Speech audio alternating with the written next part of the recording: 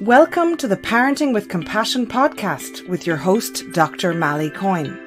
Compassion asks us to bring kindness into our relationship with ourselves, which helps us do the same for our children so they feel valued and understood.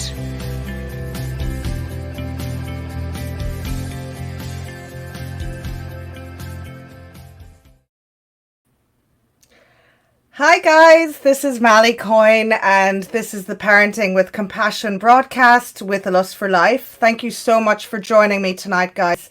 So school ended last Friday, which is fantastic. And I think we should give ourselves a huge round of applause, or like a big, shout out for parents. Oh, there's my husband giving himself a round of applause for surviving the last few months. You guys are just amazing and well done. I just want to say that because it hasn't been easy. And I know that, there's been so many competing things to do. So I really think you should really be showing yourself gratitude and compassion for having managed that. So obviously, you know that this broadcast takes place every Wednesday night at 9:30. We're going to do it until we're going to do about 7 shows. We're on our second show now. I'm calling it a show. I'm really excited about tonight. I have somebody on who is amazing. Her name is Hannah Lilly. And I met her 4 years ago, just before I did my Mental Health Laid Bare radio show, which I was doing on Dublin City FM.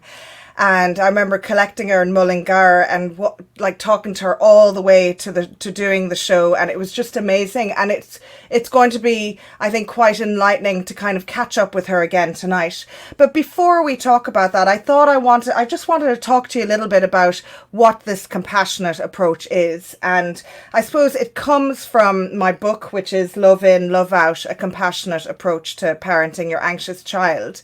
And I want to talk to you a little bit about what compassion-focused therapy is, which is a therapy that I'm totally obsessed with and have been for the last few years, because I think it's just magical in terms of helping people. And we're going to be talking about the 3 emotional circles. I know I've gone through this before, but I want to talk about it a little bit now. Compassion-focused therapy would say that we have these 3 emotional circles, and they help us to navigate and understand our emotional world and the world of our children. And I suppose looking at these is helpful for parents and for children, because they kind of help us to, think about the guiding forces to our reactions. And so I'm going to just press a button here. Hopefully it'll work. And I'm going to don't worry, I won't be going on about this for too long, but I think it's just really important to say. So at the top, so on the right, we're going to talk about the threat system, which is all about the circle that helps us to detect and respond to threats in our lives. If the threat system had a motto, it would be better safe than sorry. It's commonly associated with anger, fear, anxiety, guilt, disgust, and our inner self-critic. Any major pressure in any area of your life, be it work, relationships, anything that threatens your sense of worth or safety, is in your threat circle. Many of us have a big threat circle, and the last few months during COVID-19, our threat circles probably have been bigger than usual. We then have our drive system, which is on the left, which is basically anything that gets us out of bed in the morning and gets us to enjoy pleasurable things, connected with desire, the thrill of the chase, achievement, excitement, anything that motivates you, whether that's positive or negative. And then the top circle is the one we're really interested in, which is our soothing circles. A lot of us, so it's about kind of managing your distress, promoting bonding, and it's all about oxytocin, which is that lovely feel-good hormone when you hug somebody and when you give birth. And it helps to calm and nurture us to balance the other 2 circles. So really, when I work with clients, I try to work on increasing their soothing circle, because very often people who are in distress are operating from threat and not from soothing. And also the threat can feed into the drive, which means that when we're trying to be perfect all the time, we do it from threat as opposed to nurturance for ourselves. So I think compassion-focused therapy is an amazing kind of therapy. And I'm so embarrassed even doing this, but people tell me I should, because my book is coming out in 3 weeks. So it's love in, love out, compassionate approach to parenting your anxious child. I talk all about this, the all about kind of the compassionate approach in there. And honestly, like, I just think it's amazing. But now I just want to move on to actually talking to the person that I absolutely adore. Hannah Lilly is a parent. She's an amazing friend. She's a joy coach, and we'll explain that to you. Owner of Hannah Lilly Fitness and mental health speaker and creator of the Joy Project. I am just so honored to have her here. She is just captivating, honestly. Hi, Hannah. How are you doing? Oh, hi. Thank you, Molly. Hi. Wow, what an introduction. Thank you. Yeah. Thank you so much, and likewise. It's just it's an honor to be here. I've been like a child before Christmas, since waking up this morning, waiting for today. So thank you. I know we've been talking about this for months, and this is the right time. It totally is. Yeah. Yeah, it really absolutely, is. Yeah. Absolutely. So Hannah, I suppose we'll just dive straight in. Yeah. I can post up the interview that I did with you on Mental Health Laid Bare 4 years ago. I can't believe it's 4 years ago. I know. But since then, you had 2 kids. You've since had 2 more. And I'm just wondering, how have the last few years been for you? You talked to us in the last show about your struggles with mental health, with anxiety, body image, a few different, and then your Joy Project, obviously, and what you had done yourself to kind of really help yourself through hard times. I'm just wondering, how have the last 4 years been for you?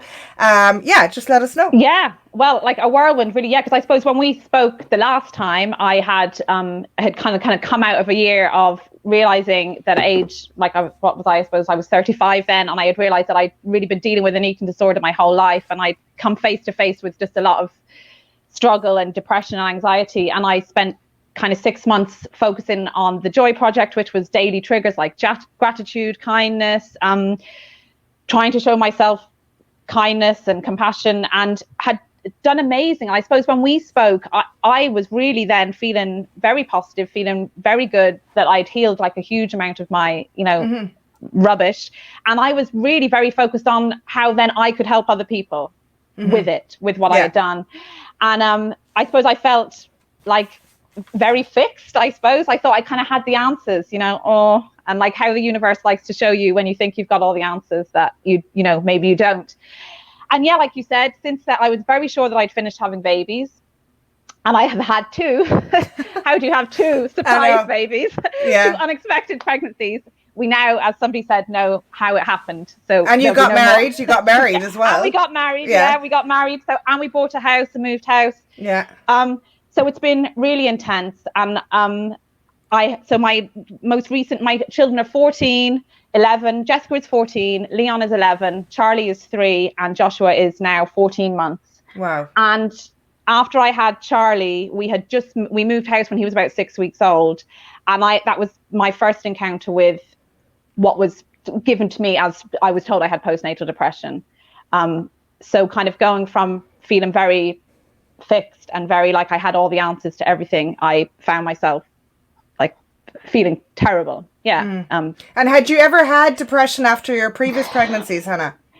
Not in the same way. No, not in the same way that I had with Charlie. But when I look at my life now, I can see that I have had a pattern of depression my whole life. And I think it's been, look, whether it was postnatal depression or not, when you put a label on something, but it's definitely was part of a cycle that I have identified this year of working very, very hard and then hitting overwhelm.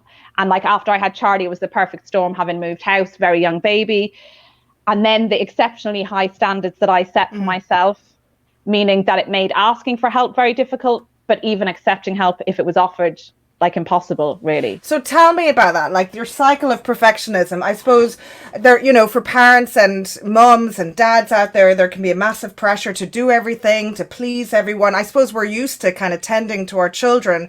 So sometimes, and then, we're used to, there's so much pressure in the world, even with work and with homeschooling and with everything. And I'm just wondering, like, And I feel that myself. I totally relate with you when you talk about perfectionism, and it's like all or nothing. And then if you don't do it all, then you're nothing. You're a piece of crap. Do you know that kind of way? So tell me about that cycle for you, Hannah. And I'd love to even ask where you think that came from, but maybe that's too psychological.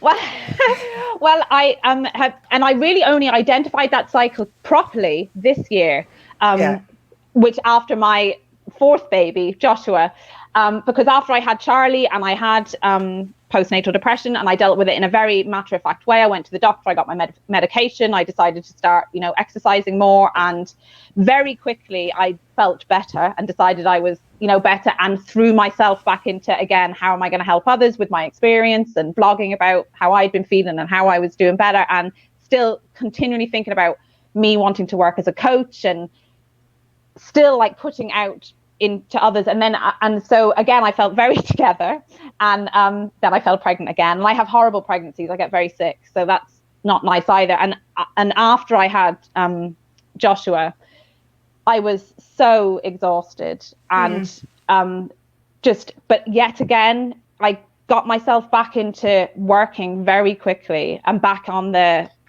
back working out in the gym, back focusing on my work, focusing on my run clubs, thinking all the things I could do, and started promoting a online fitness program, and fitness / mental well-being. And it's like really almost like being a split person. There was this side of me that was being projected out to everybody, very together, almost like Superwoman.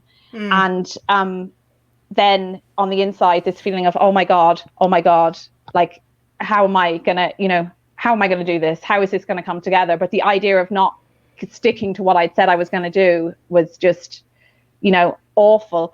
And then on top of that, looking after 4 children, I have a husband, I have a house, that, trying to keep everything and continually feeling like I was failing if everything wasn't. And we talked about just the circles there. So that's your threat feeding into your drive. So it's almost like, if I don't do this, then, I'm crap or what? You tell me. Yeah, well, totally. I can completely say, from looking at your circles, my soothing circle was non-existent. It did not exist. I don't think I thought I had one, and I thought I was practicing self-kindness by doing things like exercising and work, because I love work. That's what I would say. I love work, so it's okay to work all the time, and I love cleaning, and I like my kitchen to be. So it's okay to never sit down. Everything was and I'm very driven. And I like being driven, but I can see completely now that my drive was totally fear. It's just fear. Don't stop, and just don't stop, because don't stop. And if you stop, what would happen? Well, people would see what a really crappy failure you are. I mean, that's that is what I can safely say now. They will realize that you're crap, And so it didn't matter that people were sending me messages all the time saying, you're amazing, you're inspirational, blah, blah, all this stuff. None of it mattered, because I didn't believe it. It all just felt very fraudulent. So and it was almost like I feel I lived like most of my life until now with the fear of being found out, really. Like imposter syndrome almost. And very much all or nothing. I would go from being crazy driven, crazy together, organizing radio interviews, emailing newspapers, almost unstoppable, to, it would seem overnight, barely able to get out of bed, overwhelmed, exhausted, wanting to end my life because it just felt too much, and there seemed to be no middle. Yeah, and that was the cycle that had happened when you were doing the bodybuilding all those years ago.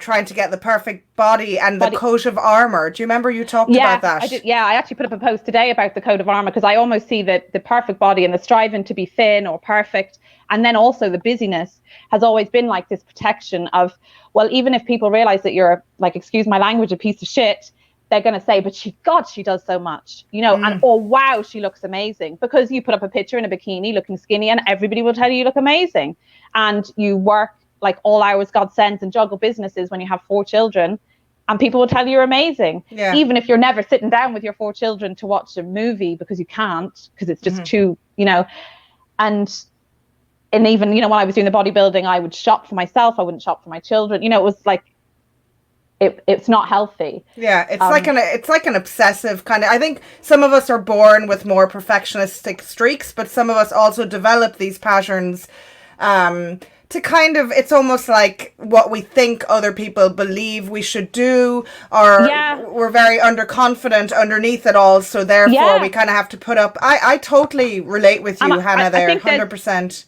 I think there's a lot of like, we do what we know, whether it's good or not, whether it's nice or not, we like to stick with familiar. So we repeat familiar patterns, even if they're really unhealthy and toxic, because it's better than change. Change makes us scared. And, you know, without going into too much detail, but as a child, I spent from quite a young age, a time trying to fix my parents, trying to make them happy. That to me was the normal. That was what I thought was my job. And I've realized this year from finally working with a psychotherapist that, well, one, it wasn't my job. And but that I spent my whole life feeling like a failure because I never did that I never could make my parents happy. They weren't happy. So as a child, I felt like I failed at it. I haven't fixed them. I haven't made them happy. And so everything I did in my life has been about trying to try to please everybody. If you please everybody, everything will be okay. But completely neglecting my own needs. And I would be trying to please people I didn't even like, you know? And saying yes to everything. Like, what if you said no? I mean, a few months ago, there was a real turning point. I remember we spoke in January, and you were about to do this big kind of launch of your project, something to do with your fitness. And you said, look, actually, I've decided to not do this. And I'm just wondering, because you were literally breaking a pattern of a lifetime. And I wondered what prompted that, because if somebody else is out there in a kind of a cycle like that, what prompted you to do that? Was it, did you burn, or was there something else that just kind of, or the psychotherapy? I had only just started psychotherapy, which I think in itself was a huge step for me, because everything I'd done before had always been like I had worked on myself. I'd read all the books. I'd done all the work myself. And I had never wanted to speak to anybody. I don't even really know why, to be honest. But I had finally decided that I felt that I needed to, that I wanted to, that I was ready, that there was certain things that were just sort of coming up to the surface that I needed outside help with. And I found somebody, and I decided, if this woman is any good, I'll stay talking to her. If I don't like her, that's it. I'm not looking for anybody else, And actually, the very first day I went into her little room, and I just burst into tears the minute I was there. And it was like such a relief, and it was such an act of self-kindness. And I know, like years ago, I said that making the decision, I think, in our last interview, making the decision not to kill myself was like the biggest act of self-kindness I had shown myself, allowing myself to live as a flawed human being. But for me, going to see this woman and allowing myself this hour with somebody that was just for me was such a release of, so much stuff. And that was just not, it was just like, wow, look what you've done for yourself. You must care about yourself to be here and want to fix this stuff. And then I just started to see, I could see how tired I was again, how exhausted I was, how I was investing all this time into getting people to sign up for like a 6-month program and taking on all like this, needing to really fix these people, like taking their money to help them. And I thought, I'm not going to be able to do this. And I knew, because I would have rather walked in front of a truck than told people I couldn't do this. Yeah. Because I felt like I'm letting down these people, I'm going to let them down completely. But it just became so clear that it was almost like a last chance, that it was like, I'm 40 now. And I'm not saying that it's a last chance. If you're 60 and you've got stuff to sort out, there's loads of time. But for me, it just felt like, if you don't stop this now, you are actually going to just burn out. It's just going to, but I think it was amazing that you made that decision. Like the decision to go and see a therapist, the decision to, even though it was such a hard thing for you to have to say to people, actually, I'm not able to go ahead. I've made a commitment, but I can't do it. And I think those are the small steps that we talk about in therapy, in terms of, starting to operate your drive from a place of soothing rather than threat, if you know what I mean. And you know what? Yeah. Oh, sorry, Molly. No, go on. And I want to ask you about the little Hannah as well. It was the first lesson in, if you let people down, it's okay. Most of the time, they don't even feel let down, and they're glad you were honest. And actually, loads of people responded to me saying, well, you know what? I'd signed up for it, and I'm actually kind of crazy busy, and I'm not sure how I'm going to fit it in. And it was like I'd almost attracted people like me to do it, who were just trying to cram in more. And I'd say some of them were relieved that I'd stopped. And of course, logically, if you say, like Christian would say to me, Hannah, people would much rather you cancel than they're going to your funeral because you couldn't, like, wow, but it was that difficult. It was that difficult to do. And when I did make the decision, I shook and my teeth chattered. I went into physical shock. It was like, but it was the best thing. Because I gave myself time, and then lockdown happened. Which was amazing. This was and this was all before lockdown, and I think it's really important to say that. It really is. And I'm just wondering, Hannah, I often ask this to clients that come into me, and we have a comment, by the way, from Denise Wheelahan. You are right, she's an amazing person and coach. Oh, thank you. Denise is in my fitness class. Hi, Denise. What was I going to say? I often ask clients that come into me, parents even of children that I see, let's talk about your soothing circle. What do you enjoy doing? What gives you joy in life? Tell me about the relationships you have, just kind of like the soothing aspect of their lives. And I remember a mother coming into me once, and literally she turned around and said, I don't know, and I've had lots of clients come into me, teenagers, saying my circle is so small, it's non-existent. I can't even draw it, right? And that's so incredibly sad. And I'm just wondering, for you, Hannah, what are your needs? Are you aware of what they are? Well, I am now, and but when I first, if I would have thought of that before, like even before I sort of had a breakdown or whatever, I would have thought that my soothing circle was my exercise and my work and my family. But I would, if I can look now and see that all the behaviors for them were about working out excessively, working excessively, and like needing to be the perfect mother, the perfect wife. So they weren't soothing at all. And then when I first went to my psychotherapy, in between sobbing and saying, I'm so tired, I have a baby, he doesn't sleep, which is what I really thought was the main problem. I'm just so tired, I just need to sleep. Yeah. She said, well, what are your needs? What do you need? And I said, well, I need sleep. Like, thinking, what? Why am I paying you? Like, I'm tired. And just let me sleep for an hour. And she said, but no, what are your needs? As a woman, as this 40-year-old woman in front of me, what do you need to exist to, feel? And I didn't know. And she said to me, I don't think you know. And I said no, and I just felt so crap because. But tell me, what was that like for you? Because I think that's a real kind of a point in somebody's life when they kind of go, oh, I don't know, where there's a real dawning. It's an awful feeling, but it's also what was that like for you? It was horrible and amazing at the same time, because it was like really like, oh my God, you've wasted 40 years. That's what it felt like. How have you got here to 40 years and you don't know what your needs are? You don't, and you've just been going along like on overdrive, like, and now you're here crying and you don't know what you want. Like, what a waste. But then there was this feeling of, oh my God, but what an opportunity, because now it's going to be hard probably, and it has been, but you get to decide. It was that real feeling of, oh my God.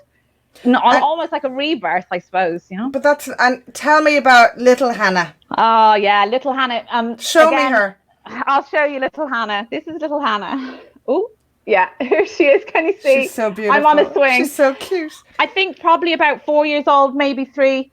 And when around the time when I started my psychotherapy, because it was clear that I all the words I used to talk about myself were negative. I didn't say anything kind of positive about myself. And I was asked, like, when is the last time you can remember speaking positively about yourself or feeling like you knew what your needs were? And I thought, well, probably when I was about 3, I knew what my needs were, and I was excited about my life, and I thought I was amazing. And so it was suggested to get a photo of myself as a child. And for me, it felt really important that the photo was of a time before I could remember kind of any of the horrible stuff that happened in my childhood.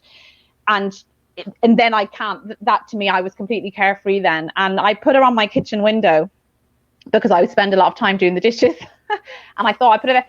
And at first I felt really bad. I felt like I'd let her down, like this little kid with such dreams for the future and such visions and such belief and so strong. And I thought, and like, look what you've done. You've just worked her into the ground, and you treat yourself like, shit. And you've not done any of the things that she wanted to do. But I would kind of chat to the picture and be like, and then I really realized, oh, she's still in there. And like, we've all got a little version of us inside us, and like, they've never gone away, and they've just been covered up with stuff, and it's been about starting to look after her. Hannah. Yeah. I think that's beautiful. And I actually think that's a lovely I'd love to do that myself. You know, put a photo of myself somewhere like in front of me here or whatever. And I think it'd be a lovely thing for other people to do because, you know, those were the carefree days until life just got on Yeah. top of us. Do you know, that kind of way? And I just think I have a little quote here that you have. So do you want to read that for me, love? Oh, yeah. Okay. So self-care is about giving yourself a break, not striving for perfect, accepting that good enough is good enough, and acknowledging that your needs are as important as the needs of others. So tell me about that. Is that... Well, I just think that's huge, really, for me, because I think self-care it's a word that's thrown around a lot, and I think we misinterpret it as like going for massages or getting your hair done, which of course is lovely and a part of self-care, but it's about this being able to meet your own needs. And I think, especially as parents, and speaking as a mother, the acknowledging that your needs are as important as others. It's quite hard to acknowledge that your needs are as important as your children's needs, because we live in a world that it's all about putting your children first, doing everything for your children. You know, the better mother, the better parents are the ones who martyr themselves and, you know, put everything into them. But that is not, you know, your needs are as important. And for me, that one thing has, I mean, that not being perfect doesn't exist. Good enough is definitely good enough. And that when people are asking you to do things, or when you're making decisions about doing, or thinking that you need to do the dishes and wash the floor in the middle of the night, and, you know, for me, like, make my husband's lunch for work. I don't do it anymore, but I did. Poor like, Christian. It's like, how, yeah, I know, poor Christian is an empowered woman. It's such a, but it's like when you're, like asking yourself, where are my needs fitting into this? You know, and it's not about being selfish and like saying like feck everybody else, but I start now when I'm making decisions thinking, well, how do I feel about that? Like, yes, somebody might want me to do something and it's beneficial for them, but is it, you know, physically, mentally, emotionally for me? Absolutely. And you talk about parenting yourself with compassion. I really want to move on to, because before with body image, because this is actually very relevant to both of us. Like, we've both had eating disorders. I did when I was a teenager. You've struggled with your body. And there is, I have had somebody write into us who has said that their 9-year-old is saying, you know, I'm fat, mummy. Nobody, you know, like, look at my big belly. I'm fat. And, you know, I just kind of wondered about, and actually you posted a photo on Facebook there last week, and it was a photo of you really, really thin. And when I saw that photo, like, I immediately got this, like, oh my God, because I don't know, maybe because I had anorexia when I was younger, when I see really thin, you know, and I always wonder, is that person struggling at the moment? And everybody's going to tell them they look amazing, because people told me I looked amazing when I was absolutely the most miserable I've ever felt in my entire life. I literally was starving myself. So I'm just wondering, and then I was relieved to see that it was actually a photo of you 2 years ago, and that you were talking about it in a different way. And we had a little chat about it, because I didn't want you to take offense that I said, I thank God it's not now. But I'm just wondering about your kind of, where are you at with your body image, and can you help this mother who's written into us? Well, now I think it's such a, I mean, we could spend definitely another whole half an hour talking about body image, and like me personally, now I'm in a much better place. I have certain times of the month that I tend to be a little bit more critical of myself, but I can now say that my relationship with my body is coming, all my actions towards it are from my soothing circle rather than my fear. And I feel strong. My first thought when I saw that picture, when it came up in my Facebook memory, was, oh my God, I wish I could be that small again. And then I thought, but actually, no, I don't wish that. And I can look back and see that, again, even though I was, you know, I didn't think at the time I had any kind of issues, I was feeling very in control and very, like, thinking everything was sorted, because I was, like, thin and, you know, getting that feedback from people, you know, you look amazing. So no, now I feel I'm in, like, a much better, more balanced place. And I think, as regards this lady and her daughter, I think we have, we kind of don't talk about fat much or any of these things, and we're like, no, our first reaction is to say, no, like, no, you're not, to anybody who says that, you know, you're not fat. It becomes like, you know, like, it's such a negative thing. And I think we need to, if you've experienced yourself, which almost everybody does, not necessarily eating disorders, but have their own body image feelings, I think you need to sort of pause before answering and checking in with your own feelings. You know, like, are your own fears coming and being like passed forward, onto the child.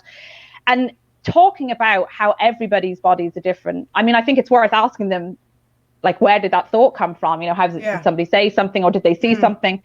But talking more about, and I think really believe we need to see in the media all bodies, and we need to talk more about how everybody's bodies are so different. I mean, there's a weird program, it occurred to me today, a weird program on Channel 4, I can't think what it's called. Have you ever seen it when people like go for dates but they see their bodies naked first? It's really odd. I can't. It's my really God. weird. But I know.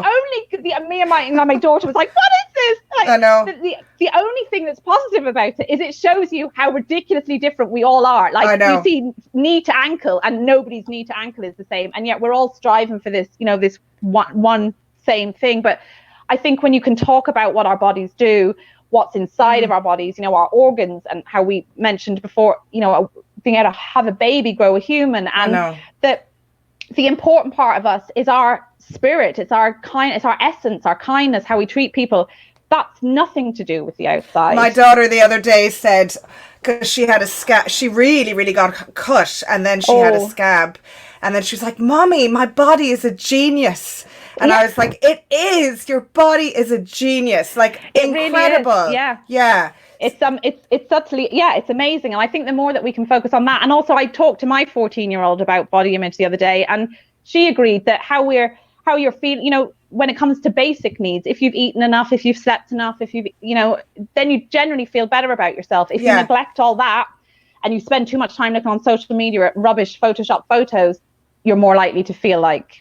Okay. So it all in the end comes back to your self-worth. I have a few comments. Helen Flynn, you are amazing, Hannah. I have Leona McDonald said, the beautiful, delicate inner child. I often cradle the little me in my mind and body, just like I would with a physical child in my arms. And then Ruth, who was on last week. Oh, hi, Ruth. Yeah. So true, Hannah. We need to celebrate the power of our bodies and diversity as the norm. And that is something actually we've spoken about diversity, because you have just about the Black Power movement. I don't know if you want to kind of just mention that to us a little bit. And my mum is Black, and but we had very little. I had no contact with Black people other than my mum being Black. And as a child, I actually covered myself in soy sauce because I wanted to be like her. I was 2, I wanted, and all my life I kind of felt like I wanted to be Black, and I wanted to know more about Black culture, and I would see Black people and think, and my granddad was from Nigeria, but I never met him.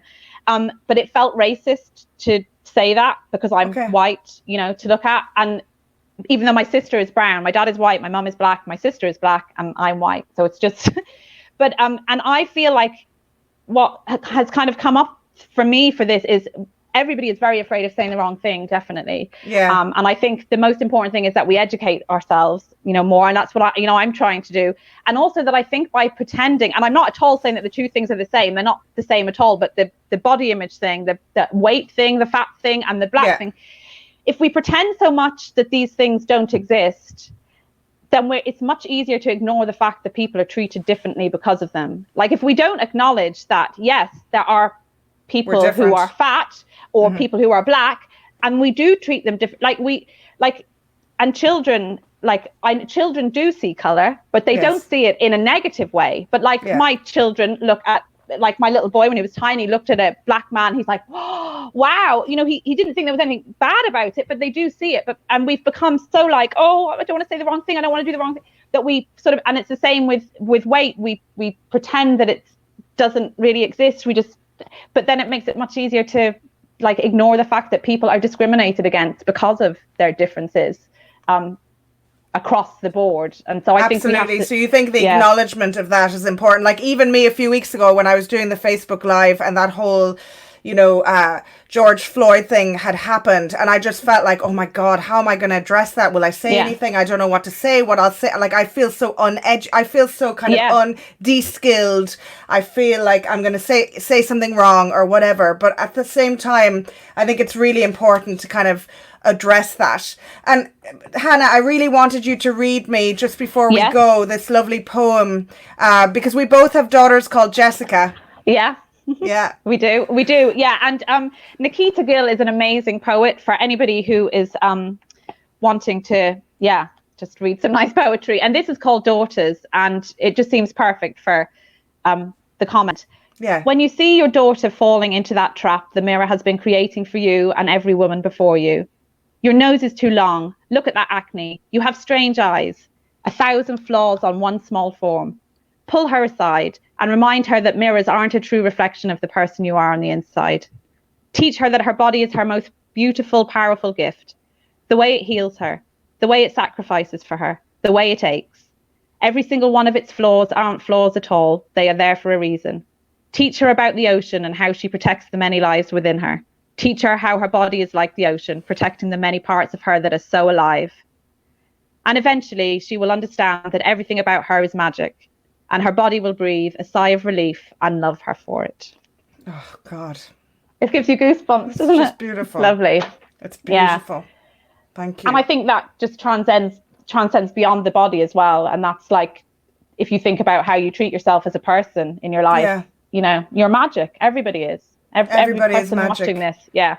Absolutely. And it's and it's not to say that we can't work on doing things, you know, to help, you know, to be healthy and all of that. It's just kind of making, you know, kind of doing things for the right reasons. It's about it coming from the nurturing rather than the threat of I need to look like this person. Yeah, to impress the nurturance. Yes, definitely. Yeah, it's looking at where it comes from. Yeah. Ruth Fagan also just mentioned Brene Brown, who I love her podcast, just did a great podcast on shame and accountability with regard to racism. Thank you, Ruth, for that. So Hannah, just to kind of finish off, how can people how can people get in touch with you? Because I know that you've done some kind of sports programs. You get people into fitness and stuff. You can find me on Hannah Lilly Joy Project. Lockdown created Joy and Fitness Online, which is a live class at 9:30 in the morning for a half an hour, but you can watch the replay. I thought it There's would your work. details. Yeah. Thanks, Pete. Thanks, Pete. Thanks, Pete. For me, fitness is just about feeling good. It's about the mental health benefits. It helps me with my anxiety. I believe everybody should be able to do it. This way you do it in your own sitting room or wherever. No one can see you.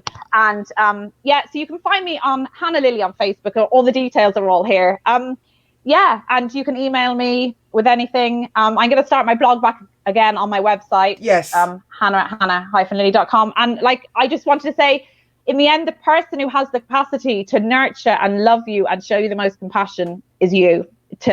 And so I just think we all have to look at how do you treat yourself? How big is your soothing circle? And as parents, we are the mirrors to our children of how we should treat ourselves or be treated. So I think you're beautiful inside and out, honestly. Thank you, I can't wait to see you again. I know. Virtual I know. Yeah. Thank you so much. Thank honestly. you so much. Yeah. Honestly, thank you. It's been amazing. And I'm sure we'll see each other in 4 years for another one, or sooner. No, but thank you, Hannah. Good luck with your book. Thank you. What book? What are you talking about? This book. Love in, Love Out. Yes, buy it. Pre-order. Pre-order. Get me into the charts, please. Yeah. Thank you, Hannah. I'll say goodbye to you, and thank you so much. All right. And you. Bye. Love you loads. Thank you, everyone, for watching. Thank you. Bye. Bye. Oh my God, that was just amazing. Thank you so much to Hannah Lilly for coming on tonight. I really hope that's helped you guys. I think the whole idea of talking about body image and self-care and parenting yourself with compassion is a really, really important one. I really want to thank Pete again tonight, my husband. We had an internet emergency before we came on tonight, and he managed to grab loads of bits and pieces because he's an IT engineer, and he managed to grab all these things to make it work. So I can't believe it has, well, not that I can't believe it's worked. I'm delighted. And from Lucia Lawless, really enjoyed listening in. So inspiring, both of you. Look forward to the next one. Hannah, you are a joy to listen to. Raw honesty and pure joy. And hi, Josephine. Hi to all of you guys. Helen Flynn, to all of you guys that are listening tonight. I'll be back on again next week. I have an amazing guest for you. I have a man, a father, and I'm absolutely, go Pete. I'm absolutely delighted to have a dad, Matt Burke, in next week. So I cannot wait for that. Have a gorgeous week, everybody. And keep watching the other broadcasts on A Lust for Life. And just have a lovely week and really be kind to yourself. Okay, bye.